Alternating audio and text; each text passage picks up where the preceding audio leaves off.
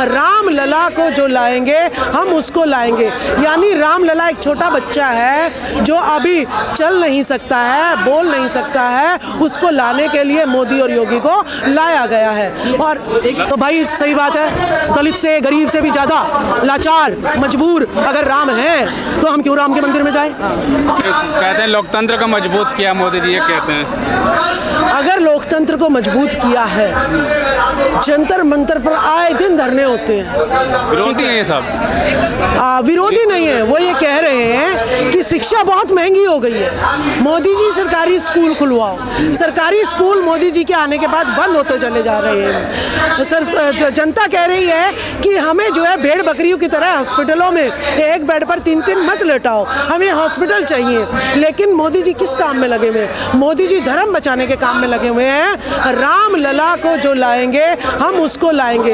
यानी राम लला एक छोटा बच्चा है जो अभी चल नहीं सकता है, बोल नहीं सकता है, उसको लाने के लिए मोदी और योगी को लाया गया है। और एक चीज़ और देख रहे हैं आप, अभी एक देखा था कि कुछ लोगों ने ये बोला कि हम राम मंदिर और योगी आदित्यनाथ दोनों को बम से उड़ा देंगे। आप देखिए ये तो प्रचार का, देखिए लोकसभा आ रही है, बनकर वो मुस्लिम नाम के बरकरार और निकले सारे ब्राह्मण। देखिए लोकसभा का चुनाव 2024, 10 साल तक जिसने महंगाई ज़्यादा कर दी हो, नौकरी खा ली हो, ठीक है, सारा देश बेच दिया हो, वो अब क्या ढूंढेगा? अब एक ही हथियार बचा है, भाई मुसलमान खा जाएंगे, ठीक है। तो भाई मुसलमान का जरिया दिखा दिखा के अब लास्ट चांस बचा है कि अगर राम का कार्ड, बस ये लास्ट आखिरी चांस है, ये अब चल सकता है। उसके बाद राम का पत्ता नहीं चलेगा, फिर मथुरा का पत्ता चलेगा। लेकिन इतने क्या पता जनता समझ जाए, तो इसीलिए वो पूरा जोर लगाएंगे कि देखिए योगी को उड़ा दिया, फिर कहेंगे मोदी को उड़ा दिया। जैसे पंजाब में कह रहे थे कि भाई मोदी को देखो, लोगों ने गाड़ियां रोक ली और ये कर लिया। सारा देश तुम्हारे हाथ में है। कोरोना में सारा देश अपने घरों में घुस गया, आपने देखा कोरोना को भगा रहे ताली पीट के। तो जो देश आपके कहने पर ताली भी पीट रहा बीमारी भगाने के लिए, वो देश जो है आपको मारने की सोचेगा। प्रेम करता है ना मोदी जी की बात सुनते, इसलिए तो मोदी जीतते हैं। आप लोग ईवीएम पर सवाल उठाते हैं। तो भाई जब उनको सारी जनता प्रेम कर रही है तो किसकी हिम्मत है कि वो 140 करोड़ जनता का सामना कर ले? कौन मारेगा उनको? तो ये तो सिर्फ और सिर्फ कहीं केजरीवाल वाला ड्रामा अयोध्या में तो नहीं हो रहा। केजरीवाल भी कह रहे भाई मेरा घेराव कर लिया, मुझे पकड़ने आ रहे हैं। तो ये सब ड्रामेबाजी चल रही है, कुछ और नहीं चल रहा। तो मैम कैसे देख रहे हैं? भाजपा वाले कह रहे हैं कि मोदी जी ने राम को घर दे दिया, छत दे दे राम जी को मोदी जी। तो भाई सही बात है, दलित से गरीब से भी ज़्यादा लाचार मजबूर अगर राम हैं तो हम क्यों राम के मंदिर में जाएं? ठीक है, फिर तो सारे मोदी के ही चरण पकड़ लो, तो अगला भगवान, अगला अवतार मोदी अवतार। तो राम से बड़ा भी मोदी अवतार होगा। तो बताते हैं ना लोग मोदी जी को अवतार हैं, ये भी अवतार बताते हैं। विष्णु के अवतार हैं, तो विष्णु तो जो है एक अपना वरदान दे देते थे और सारा कुछ ठीक हो जाता था। तो ऐसा ही वरदान दे दें, इस देश से अशिक्षा चली जाए, इस देश से सरस्वती को भगा के, और सावित्रीबाई फुले जिसने 18 स्कूल खोले थे, मोदी जी जो है प्राण प्रतिष्ठा पहला विद्यालय सावित्रीबाई फुले का वो खंडर हुआ है, उसकी प्राण प्रतिष्ठा करा दें, ठीक है। और सारे जितने सरकारी स्कूल हैं गाय भैंस के तबेले की तरह हैं। युग पुरुष भी उनको किसी आम आदमी ने नहीं बोला है, धनखड़ साहब ने बोला है जो उपराष्ट्रपति है। देखिए वो तो उनकी पार्टी के गुलाम है, और जब मेरा कोई नौकर है वो मेरा फेवर लेगा, किसी और का फेवर नहीं लेगा। देखिए लोकतंत्र को बचाने के लिए, संविधान को बचाने के लिए, महंगाई हटाने के लिए, नौकरी रोजगार को बचाने के लिए, और जो मणिपुर में महिलाएं नग्न घुमाई गई हैं उन सब को ऐसी दोबारा घटनाएं ना हो, उन सब को बचाने के लिए आज जो है जंतर मंतर पर बहुजन समाज इकट्ठा हुआ है, जो कि आह्वान कर रहा है कि आप जो है ईवीएम से अगर यूं ही गुंडागर्दी करते रहे रहे तो इस देश का लोकतंत्र खत्म हो जाएगा।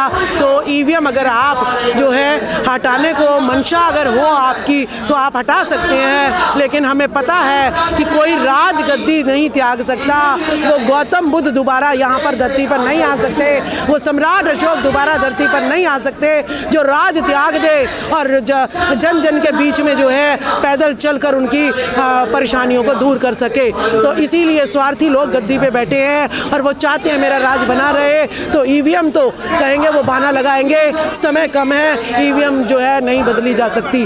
तो मैं उनको सलाह दूंगी कि अगर आप ईवीएम नहीं बदल सकते हैं, आप हर बूथ पर वीवीपैट मशीन लगवाइए और वोटर को जो है अपनी पर्ची देखने का जो है अवसर मिलना चाहिए कि उन्होंने किस कैंडिडेट को जो है वोट डाली है, वो सही गई है या गलत गई है। उसके बाद वहाँ पर एक बॉक्स होना चाहिए, वहाँ पे सारी पर्ची वीवीपैट की डलनी चाहिए।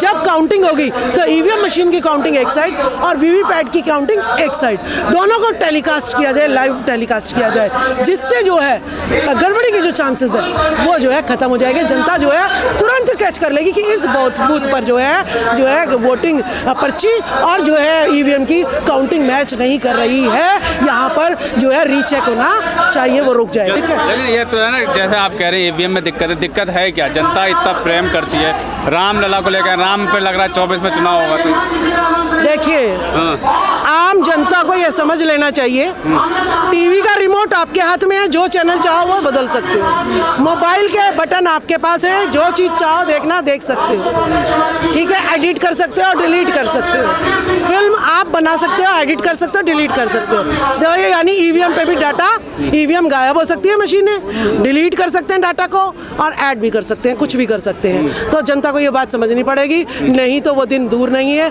मणिपुर में 3 महिलाएं घुमाई गई हैं, फिर हर जो है देश के हर राज्य में जो है यही कांड। सवाल ये कैसे देखते हैं जो धर्म की राजनीति है, वहाँ पर आप मुद्दे लेके आ तो रहे हो लेकिन पब्लिक को वही सही लग रहा है कि अयोध्या बन रहा है, काशी की बारी है, ये सब बातों में ज़्यादा मेन स्ट्रीम मीडिया पे। जब से ये देश जो है धर्म के मुद्दों पर अड़ा है, राम के मुद्दे पर आया है, रामायण महाभारत के मुद्दे पर आया है, इस देश का पतन तुरंत जो है दिन प्रतिदिन होता चला जा रहा है। तो घर में जो टीवी रखा हुआ है वो धर्म का प्रचार कर रहा है और इन्हें ये भी पता है कि सारे अधिकतर बाबा जो है जेल चले गए हैं और उन बाबाओं के घर वालों के पे भी जो है गिरफ्तारी हो जाती है, वो कुछ नहीं कर पाते, तो तुम्हारा क्या करेंगे।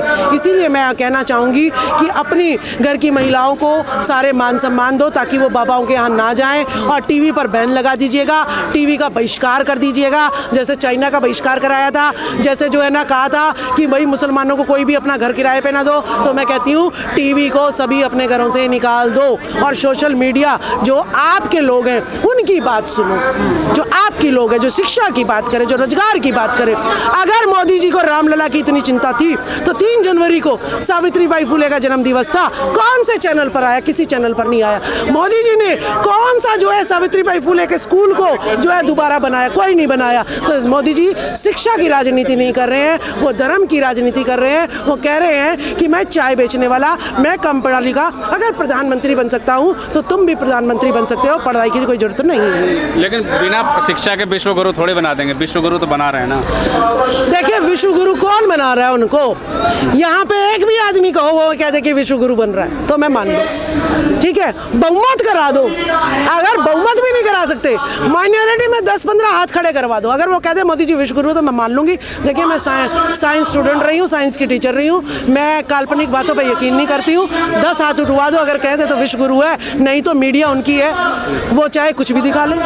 ठीक है, मेरा मोबाइल, मैं आपको कुछ भी दिखाऊं, जो नहीं दिखाना चाहती नहीं दिखाऊंगी, आप मेरे पे क्या फोर्स करोगे?